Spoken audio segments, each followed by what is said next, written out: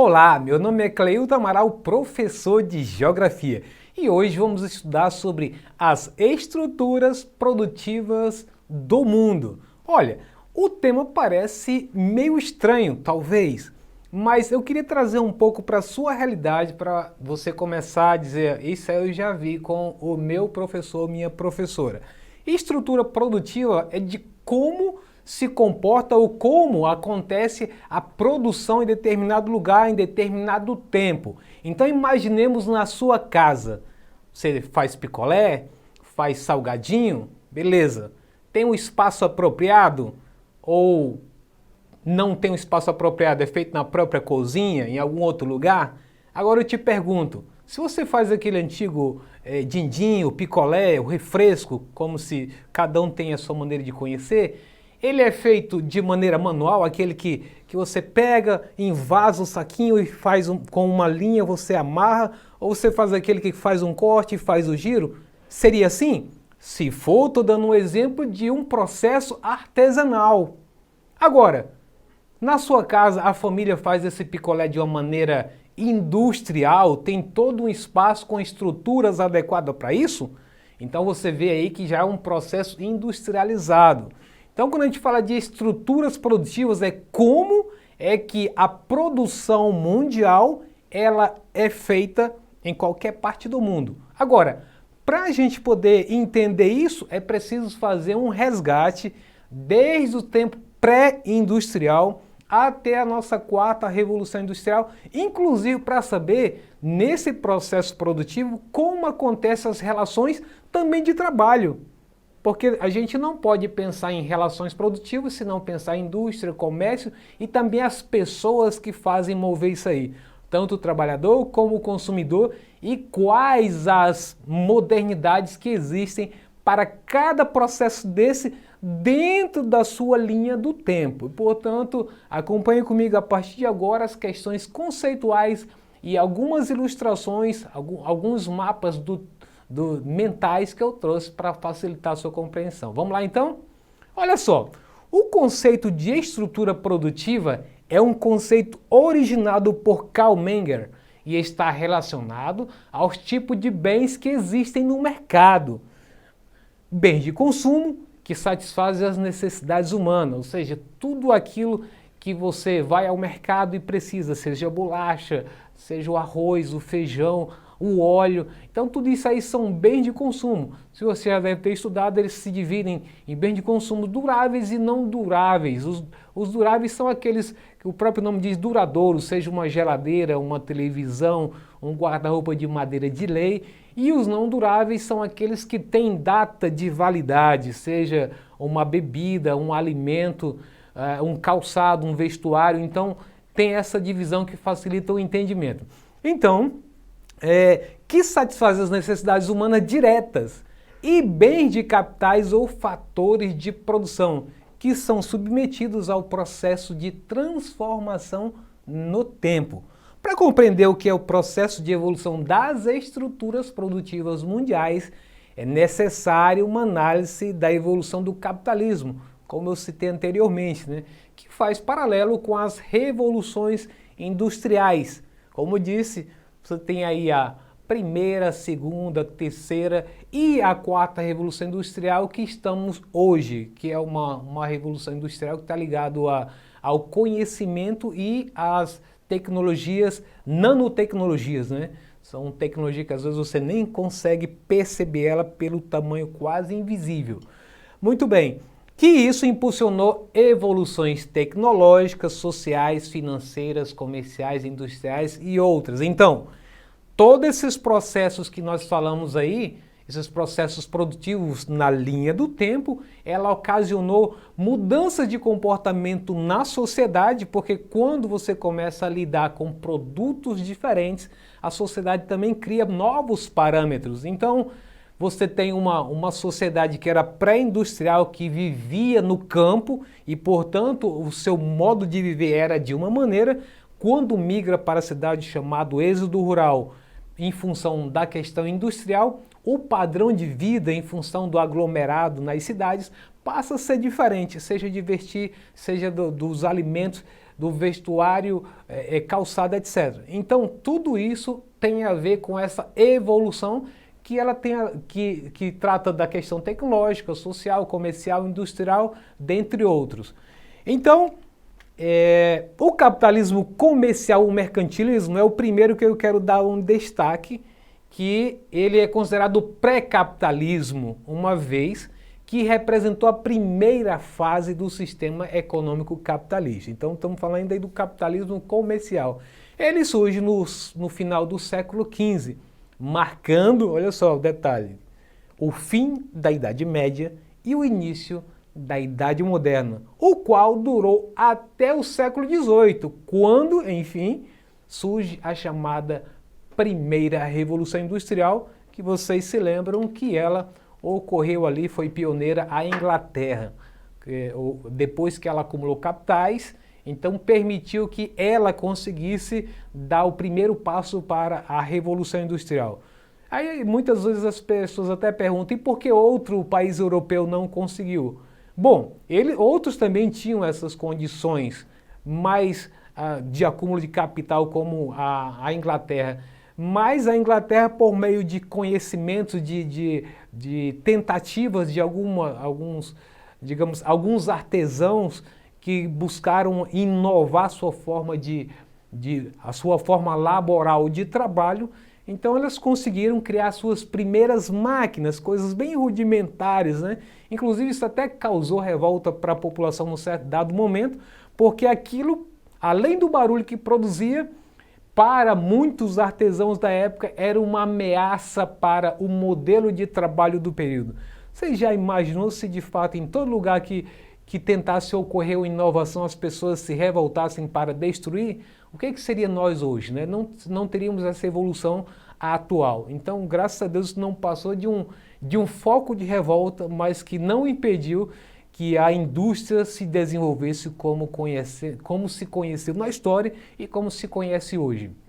Então, o capitalismo comercial foi empregado nas colônias da América, África e Ásia, onde as metrópoles buscavam riquezas e produto nas novas terras, intensificando cada vez mais as relações comerciais. Então a gente percebe que as relações produtivas no mundo, elas estão muito associadas com as questões comerciais. E nesse período do capitalismo comercial, havia um interesse, e aí tem uma associação, principalmente as grandes navegações, de buscar o quê? Novos mercados consumidores, buscar outras áreas para fazer exploração de recursos interessantes para a época, seja especiarias, seja recursos minerais, ou em alguns momentos até mesmo a exploração da mão de obra escrava. Então veja que há sempre uma associação com interesses comerciais que não vão ser diferentes no decorrer do tempo. Embora a gente depois comece a falar sobre indústria, mas está sempre relacionado a questões de negócios. E aí o homem entra nesse meio aí como força de trabalho, e que essa força de trabalho vai se modificando com o tempo, e seja mão de obra não assalariada ou mão de obra assalariada. Então, e aí a gente vai perceber que essa busca de riqueza ela esteve presente tanto na América, na África e na Ásia. Essa busca, inclusive, é bom a gente analisar que em função dela, até hoje, muitos países ainda continuam dependentes dos países ricos, que foram exatamente os que no passado foram os grandes exploradores, os grandes navegadores. Ou seja, mesmo quando esses países se tornaram independentes politicamente, mas continuaram dependentes economicamente das grandes nações, seja por tecnologia, seja por recurso financeiro para sanar as dívidas, as pendências de cada uma dessas nações. E aí eu quero dar um destaque para uma das palavras mais marcantes dentro do capitalismo comercial, que é o mercantilismo. Então o mercantilismo, nesse nosso mapa mental aí, ele tem algumas características que são importantes você guardar. Uma delas é a questão do protecionismo, ou seja, à medida em que as metrópoles criavam proteção comercial para os seus produtos, para que nações estrangeiras não entrassem com produtos e trouxessem estragos para esse país, então isso a gente chama de protecionismo. No caso das colônias, né, onde essas metrópoles dominavam, elas também impunham regras para que não para que essas colônias não pudessem nem se industrializar e nem tampouco comprar produtos de outros países. Aí eu te pergunto, ainda acontece isso na atualidade? Acontece. Quando as empresas locais, as indústrias locais começam a perder espaço no mercado local, então geralmente o governante do país cria algumas taxas maiores de impostos para que produtos estrangeiros não possam entrar e derrubar ainda mais o setor industrial. A gente viu recentemente no governo do Trump, nos Estados Unidos, quando ele entrou numa guerra comercial com a China, e essa guerra comercial consistia em quê? Em tabelar os impostos mais altos para a entrada de produtos chineses nos Estados Unidos. E aí se chama guerra por quê? Porque a China também devolveu na mesma moeda, sobretraxou muitos produtos americanos para entrar na China. Então isso é uma forma de proteção. Então por isso o nome protecionismo. Até hoje acontece em qualquer lugar, dependendo da necessidade do país. E aí temos a questão do colonialismo. Então esse período em que as nações começaram a colonizar vários outros lugares, as chamadas novas terras, para poder principalmente explorar os recursos minerais do período. E aí onde vai entrar a questão do metalismo, né? Não era à toa essas explorações, estavam aí buscando ouro, prata, bronze e outros metais preciosos de interesse, seja diamante ou outra coisa de interesse na época. Então, o metalismo está associado à questão do colonialismo também, além de outras questões. E aí, a balança comercial favorável. Na época, cada país europeu era medido a sua riqueza pela sua balança comercial. Quem tivesse uma balança comercial maior, ou seja, uma riqueza acumulada maior, então seria um país desenvolvido. Até hoje, de certo modo, esse critério ainda é usado. Se um país consegue ter sempre uma balança comercial favorável, ele tende a ter, ou digamos assim, índices de PIB favoráveis e, portanto, atrai bastante investidores para esse país. Agora, quando o país tem sempre queda nos índices de PIB, queda na sua economia, então a gente passa a dizer que esse país é um país deficitário, que está deficiente nas suas contas. Então, a balança comercial favorável era um requisito para que um país europeu fosse considerado rico, desenvolvido naquele período. Por isso, essa corrida sempre pelos metais preciosos. E aí, os monopólios comerciais, né? Aí, e aquilo que eu tinha citado anteriormente, que essas nações procuravam sempre estar à frente das outras e por isso as grandes navegações também tinham essa finalidade de correr atrás de novos mercados, de implantar ali uma feitoria, grandes feitorias, ou seja, áreas comerciais que pudessem criar esses entrepostos de compra e venda, tanto dos produtos que vinham da Europa, como também os produtos que saíam das colônias para a Europa, nessa dinâmica que sempre houve e até hoje ainda existe, não só com a Europa, hoje está mundializado. Então, o monopólio comercial, ou seja, apenas o chamado Brasil poderia comercializar com os portugueses no período em que tiveram domínio no nosso território. Então, e por último, nessa parte aí que tem uma seta para baixo, incentivo às manufaturas. Mas é bom lembrar que por muito tempo as manufaturas foram proibidas nas colônias, porque se houvesse manufaturas, então quebraria o grande ganho que as metrópoles tinham sobre as colônias. Depois de muito tempo é que começaram então a permitir, a quebrar essa lei que impedia que as colônias mais importantes tivessem manufatura e se industrializassem. A necessidade mundial em determinado período levou esses países permitir que essas antigas colônias também pudessem ter indústrias. Então,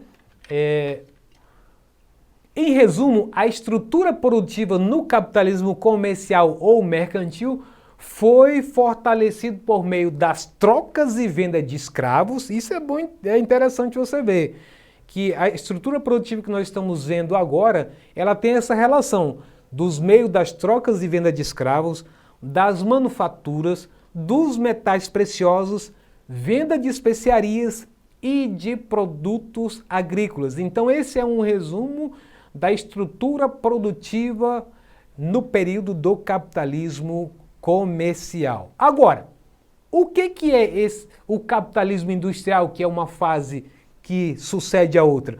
O capitalismo industrial ou industrialismo foi o segundo estágio do capitalismo, surgido na Inglaterra no século XVIII, com o advento da Revolução Industrial.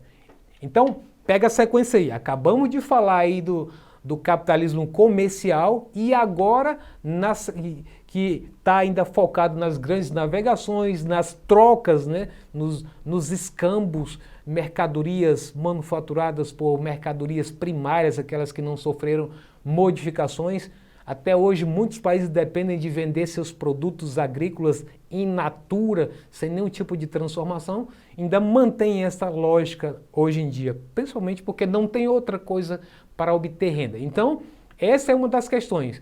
Então, veja bem, o capitalismo industrial substituiu o modelo comercial vigente na Europa desde o século XV. Então, do século XV até o século XVIII, você tinha o capitalismo comercial. Antes, a economia girava em torno de práticas mercantilistas de compra, venda e troca de especiarias, metais e produtos agrícolas. Com o processo de industrialização, olha o que eu coloquei aí de destaque. A economia foi dominada pela produção em massa e a indústria se tornou o principal setor econômico. O que é essa produção em massa? Quando a gente pega lá no período pré-industrial, os artesãos era que dominavam a economia daquele período. E o artesão tinha sua fazenda e essa fazenda ele tinha várias pessoas que ele tinha a função de ensiná-las como trabalhar com o artesanato, seja da produção do sapato, das roupas, dos casacos, enfim. Desde o processo inicial de retirada da lã da ovelha, por exemplo, estou usando só um exemplo que diziam outros processos, até fazer a fiação e a tecelagem. Então, tinha essa função e essas pessoas, como forma de recompensa pelo aprendizado, eram responsáveis para cuidar dessa fazenda. Então, veja aí um modo de vida de uma sociedade para um modo de vida em que a indústria passa a ser produção em massa. O que é em massa? O artesão demorava quanto tempo para fazer um sapato? Muitos dias, porque era feito de couro curtido. Quando você chega na Revolução Industrial, esse processo usa máquinas, que esse processo é mais rápido. Não é à toa que esses mesmos artesãos que estavam na zona rural passaram a migrar para poder fazer parte do corpo de trabalho da própria indústria. Então veja essa diferença importante que a gente não deve deixar passar em branco. Então, o capitalismo inicial teve início com a primeira Revolução Industrial. Agora, um gráfico aqui para a gente poder ilustrar legal isso aí. A evolução da divisão internacional do trabalho. Quando a gente fala de divisão internacional do trabalho, a gente quer se referir quais os papéis que cada país tem. Então tem país que só tinha a responsabilidade de vender matérias-primas. Ele não é um país que detém tecnologia de ponta, não é um país industrializado. Então, só na América do Sul, na América Central, você tem vários países que são assim. Só para a gente lembrar, aqui na América do Sul você tem Brasil, Argentina e Chile, que tem um destaque industrial. E se for América Latina, você acrescenta ainda o México. Os demais são todos provedores de matérias-primas para o mundo, para poder ter, digamos assim, capital para poder suprir as necessidades de sua população em parte, né? Até porque grande parte desses países são pobres ou miseráveis. Então, a divisão internacional do trabalho tem essa função de definir quais as funções de cada país, o que cada um deve fornecer um para o outro. Então, olha só, no capitalismo comercial, pode-se dizer que houve a origem da divisão internacional do trabalho, aonde as metrópoles estavam ligadas à questão da expansão marítima. E essas metrópoles, veja a seta bem embaixo, elas eram responsáveis para mandar produtos já industrializados para onde? Para as colônias. E as colônias, veja a seta no lado inverso, tinham a obrigação de mandar metais preciosos, especiarias, escravos, etc. Então, esse período que inclusive está de laranja, você está visualizando entre as duas setas, era o período do colonialismo. Então, essa foi a nossa primeira divisão internacional do trabalho. Bom, quanto ao capitalismo industrial, até o financeiro, e aí coloca aí que isso perdurou até a Segunda Guerra Mundial. O que aconteceu aí? A consolidação da divisão internacional do trabalho. E aí o que acontece nessa relação novamente entre metrópoles e colônias? Ao contrário desse primeiro aqui, que as metrópoles estão ligadas à expansão marítima, tem até o desenho do barco, aqui você vai verificar que a metrópole agora tem o controle das indústrias, tem a figura da indústria. E aí nós percebemos que mantém a mesma relação. As metrópoles são responsáveis por mandar produtos industrializados, veja a seta de baixo. E as colônias, veja aí que tem um desenho de metais. As colônias são responsáveis por mandar produtos primários que não passou por um processo de industrialização, seja eles agrícolas, minerais e fósseis. Então, repito para vocês, continua a relação de dependência entre os países pobres e miseráveis em relação aos países ricos, que não mudou quase nada até os dias atuais. E aí, quero ver com vocês também o capitalismo financeiro, que é uma terceira fase, após a Segunda Guerra Mundial. Veja que ele vai dizer que é uma divisão internacional clássica, onde você tem os países desenvolvidos de um lado e você tem os países subdesenvolvidos não industrializados do outro lado. Repito, aí você tem os países desenvolvidos que são industrializados e ricos e do outro lado você tem os países subdesenvolvidos não industrializados. E aí qual é a relação que se dá entre os dois? Os países subdesenvolvidos continuam enviando produtos primários agrícolas, minerais e fósseis, e os países desenvolvidos enviando produtos industrializados, capitais, investimentos, empréstimos, pouco, né? Porque não pode emprestar muito, até porque esses países, quando um país é pobre, a gente tira por uma pessoa é pobre, ela não tem garantias quando vai pedir dinheiro emprestado no banco. Quanto mais um país pobre tomar dinheiro emprestado em grande volume. Então, por isso que ele coloca dentro do país pouco, né? Então, investimentos e empréstimos. Então, toda vez que a gente fala, o Brasil agora vai receber investimento de uma empresa de telefonia, uma empresa de fabricação de carros. Então, aí você está falando de investimento direto que tem dos países ricos nos países em desenvolvimento ou subdesenvolvido. E aí, mais embaixo, você tem países desenvolvidos e subdesenvolvidos industrializados. Isso aí já é um outro momento. E aí quando a gente fala do Brasil, a gente passou 200 anos para poder ser industrializado, né? Então, enquanto que lá a Europa pela Inglaterra começou no século XVIII, a gente teve a nossa industrialização no século XX. Isso faz uma diferença. E aí o que vai acontecer aí? Qual é essa relação? Como é que se vai dar? Os países desenvolvidos vão enviar para esses países subdesenvolvidos com indústrias, produtos industrializados em geral de tecnologia superior, e aí os capitais, empréstimos, investimentos produtivos, especulativos e tecnologia. E o que os países subdesenvolvidos industrializados fazem? Mandam seus produtos primários, produtos industrializados, capitais, juros, royalties e lucros. Então veja que todas as vezes que a gente vê, olha, o Brasil vai bater recorde na produção de alimentos, agropecuária, o setor de agronegócio está bombando. Mas aí você vai ver que continua mantendo essa lógica. Embora o Brasil seja um país industrializado, ele tem que remeter para a China, para os Estados Unidos e para alguns países europeus a sua produção de minérios. eu até fiquei assim impressionado como os minérios são baratos, né? Uma tonelada de minério equivale a $100. O que é $100? Nada, né? Por isso que alguns dizem, você manda uma tonelada de minério para os países ricos e recebe um computador de volta, para ilustrar como é uma relação desigual, né? Você manda muita matéria-prima para produzir muitos produtos desses industrializados caros, celulares, televisores, geladeira e tal, para vender por tão pouco preço. Muito bem. E aí eu queria dar uma ilustração de uma situação aqui que é importante, mostrando aí a primeira revolução industrial, segunda revolução industrial, terceira revolução industrial e quarta revolução industrial.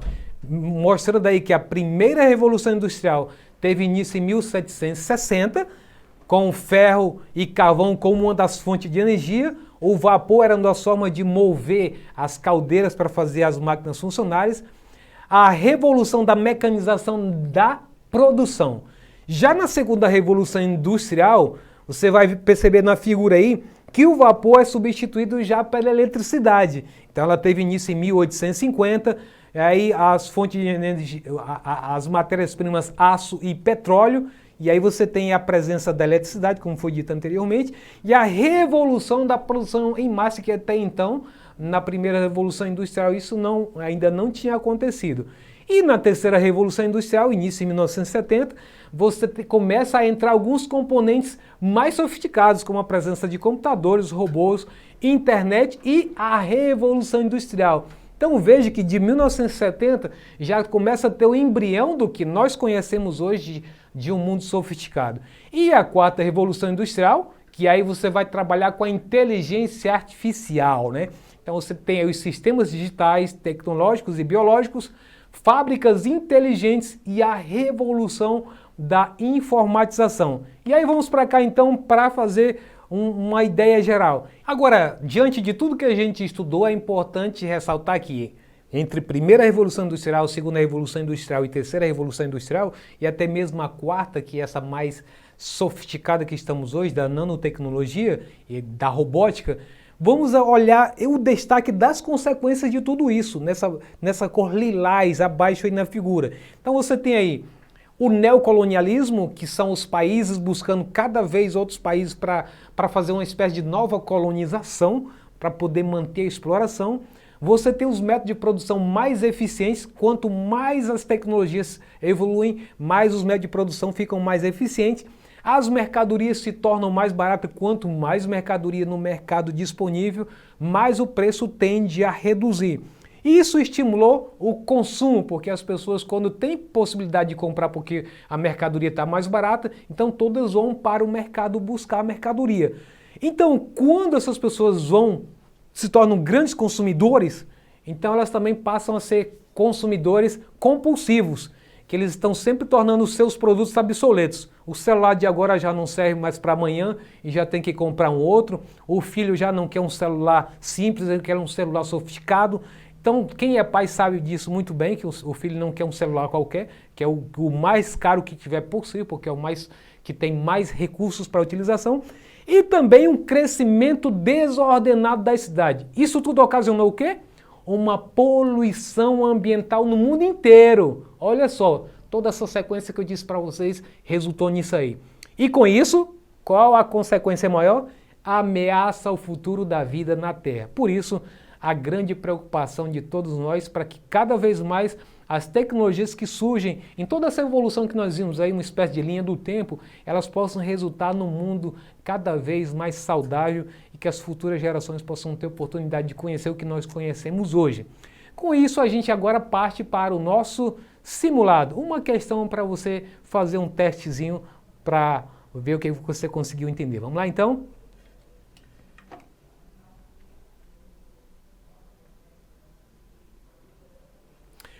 Estruturas produtivas do mundo. Um dos maiores problemas da atualidade é o aumento desenfreado do desemprego. O texto abaixo destaca esta situação. O desemprego é hoje um fenômeno que atinge e preocupa o mundo todo. A onda de desemprego recente não é conjuntural, ou seja, provocada por crises localizadas e temporárias. Está associada a mudanças estruturais na economia. Daí o nome de desemprego estrutural. O desemprego manifesta-se hoje na maioria das economias, incluindo a dos países ricos. A OIT, a Organização Internacional do Trabalho, estima em 1 bilhão, um terço da força de trabalho mundial, o número de desempregados em todo o mundo em 1998. Desse total, 150 milhões encontram-se abertamente desempregados e entre 750 e 900 milhões estão subempregados. Ok?